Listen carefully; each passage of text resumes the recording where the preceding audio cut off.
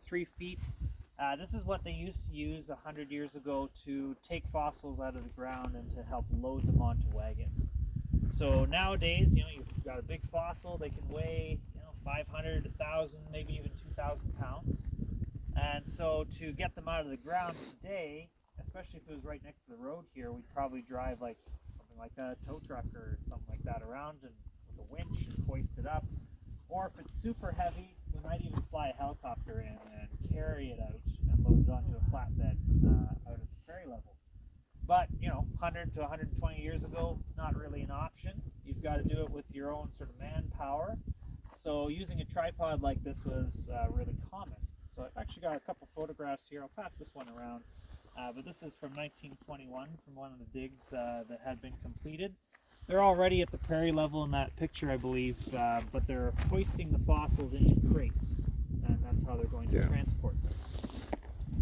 So it's still a lot of work, but you could tie the rope to a horse potentially, have it rigged. Hai că imediat o să plecăm.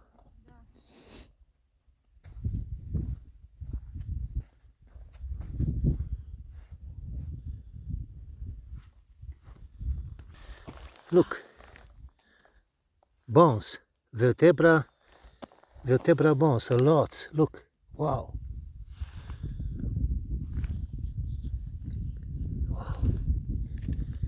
Look, fossils, wow.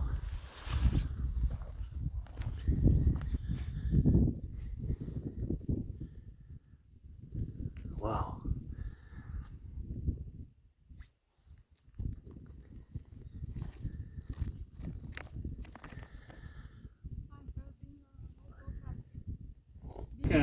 The person who was standing on the road came over and talked to me a little bit about it, but what they're doing is they have a fossil in the museum in Milan that's from this part, which I didn't know. So it was collected from nearby here, and they're doing a documentary on the history of this dinosaur that's in the museum. So as we go, we might see them. They've been taking drone footage and things like that of the park and interviewing some paleontologists and things like that. In their way. So yeah, if you see them, that's what they're doing. Hopefully we can see them from the road. Stand there and wave at the camera. Yes, right here, in pink. But this is all part of the same bone bed that we were just in as well. So it's quite a large area. So that's Eva Koppel, she's a plant paleontologist.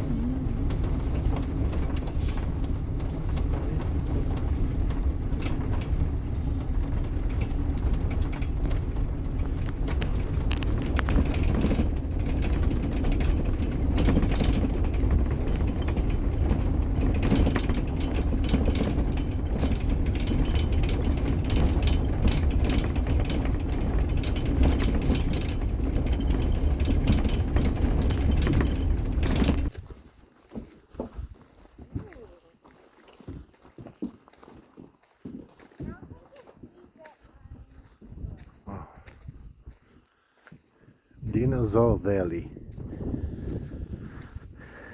This is going a few hundred kilometers from here to Drumheller.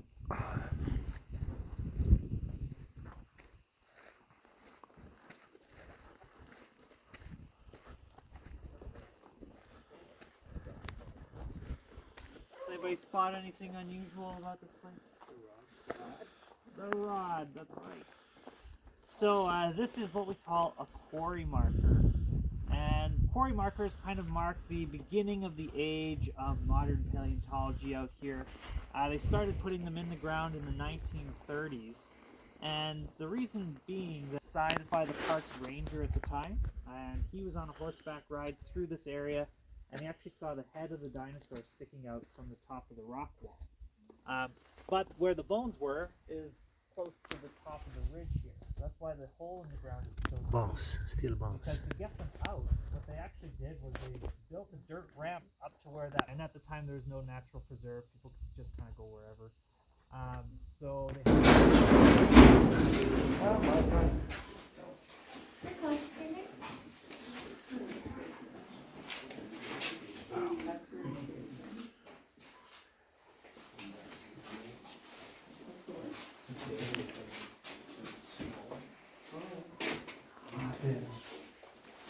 All right.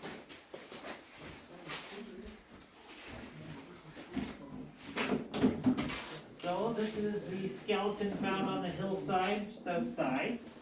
And the head is up where I am, right here. And it looks a little bit like this. So this is what the head of this dinosaur looks like. And it really should be facing this direction. But when it was discovered, it's been twisted 180 degrees around and the nose is pointing straight across the back. So one of the ideas for this is maybe that's part of the cause of death, is it fell and broke its neck, because the neck doesn't appear to be twisted, so, except for the ones that had feathers. So.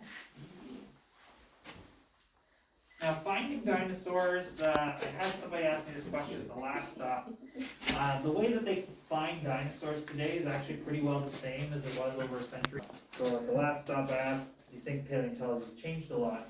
It really depends on what, how fast did it grow up, how many eggs would it lay, what did it eat, what kind of dinosaurs might have eaten it, all sorts of questions.